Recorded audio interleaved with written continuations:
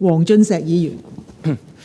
代主席女士，好感謝何議員今日提出呢個嘅議案。隨住單邊主義、經濟霸凌成為一啲國家嘅主旋律之後咧，加上戰火處處，環球經濟格局隨住深度嘅調整，香港嘅經濟亦都面臨結構性嘅轉型。零售、餐飲呢啲嘅行業咧都艱苦經營。統計處公布數字咧，4月嘅零售銷售額總貨值咧就係289億元，較去年咧都下跌2.3%，為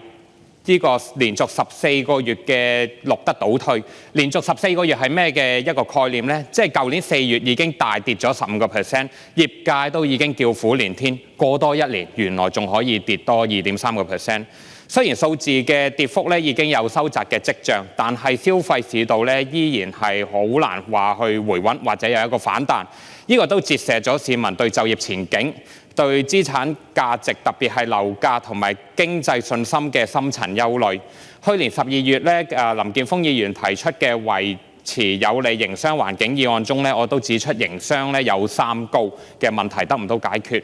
再加上市民消費意欲低嘅話，好多商店都頂唔順。已經過咗半年啦，情況未見起色，市民咧都好似早前陳司長咁講咧，用腳去投票，週末繼續北上消費，尋求更高嘅性價比。嚟香港嘅遊客多咗，但係幫唔到我哋整體商店嘅生意，此消彼長，結果4個核心區商店整體空置率升到12.1%，創4年半嘅新高。北上消費同埋經內地網購平台購物咧，的確壓縮咗唔少市民去香港消費嘅金額，亦都係經濟轉型之中要面對嘅陣痛。但係單靠市場嘅調整，係咪可以令到我哋嘅市況回轉呢？一條街有1、2成嘅吉鋪依然有機會租得出做生意，但係如果一條街有成3、4成嘅吉鋪嘅話，投資者都係會用腳去投票，做緊生意嘅會選擇結業，新資金就唔會去開業，情況進一步惡化。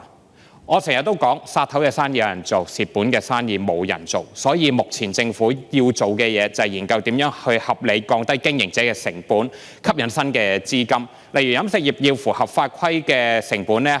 即係個投資咧都好巨大啊！我哋係咪要去研究點樣進一步拆牆鬆綁？另外都進一步去建議政府考慮聯同較多吉鋪嘅街道嘅業主肯平少少租，政府補貼少少，合作打造富有本地文化特色嘅商街，讓一啲有意創業嘅市民去資金唔多，但係見到租金合理嘅時候，或者佢哋都願意放手一搏去進行一啲投資。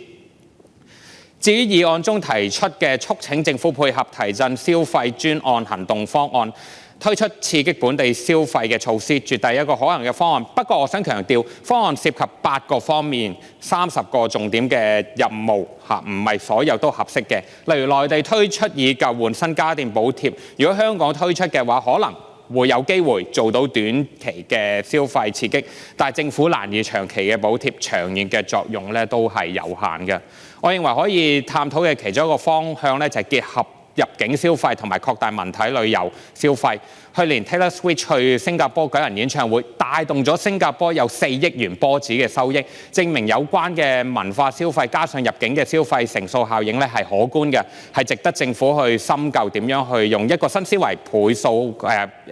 為倍佢個效應。頭先黎棟國議員都講過啦，近年政府咧都大力推動城市經濟，的確初見成效，國際旅客嘅數目快速回升，但係訪港嘅旅客整體消費力咧就比以往咧係為低。政府咧真係要諗一諗點樣利用呢啲盛事推動一個票尾經濟聯動消費。代主席女士，上海近期咧都有一啲大力推動票尾經濟嘅模式，亦都初見成效，政府可以考慮參考相關嘅政策，等一啲持有大型演唱會被政府列入為盛事嘅票尾咧嘅旅客同埋本地市民拎住個票尾，可以享受本地嘅餐飲零售折扣，而提供折扣嘅商家咧，或者可以攞到政府一啲嘅補助，呢個都係我哋一個要研究嘅方向。再轉翻去我開始提出嘅問題，如果成條街嘅吉鋪嘅時候有票尾嘅旅客，又點樣消費呢？所以我都好希望政府可以加緊研究點樣推出補救嘅措施，幫一幫本地嘅零售飲食業。